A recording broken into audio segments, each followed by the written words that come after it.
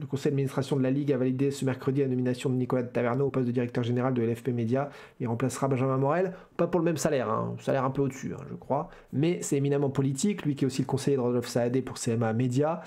qui s'entend très bien avec Maxime Saada de Canal. Donc on estime qu'une fois que la Ligue aura entériné le départ de DAZN contre finance d'une partie ou de l'autre, ce qu'il faut bien comprendre, c'est que sur les 10 prochaines années, ça va être l'enjeu pour la FIFA, pour l'UEFA, pour tous les championnats, c'est avec quelle plateforme on travaille. C'est une guerre des plateformes. Donc, face à ça, il faut s'équiper. La Ligue doit avoir sa propre plateforme qui va être en parallèle d'un diffuseur télé,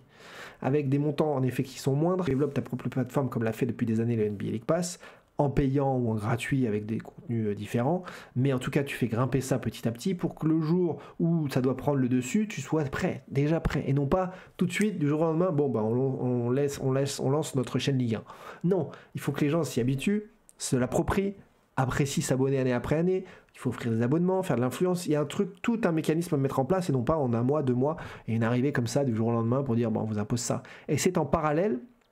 de chaînes qui, eux, vont mettre moins d'argent, se trouver une meilleure rentabilité aussi, parce qu'ils ne peuvent pas 1 milliard pour la Ligue 1, rendez-vous compte à quel moment tu es rentable. On est sur,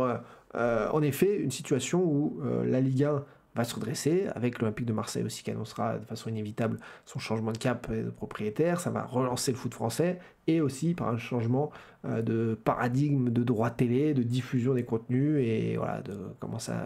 du fonctionnement autour de la diffusion de la Ligue 1.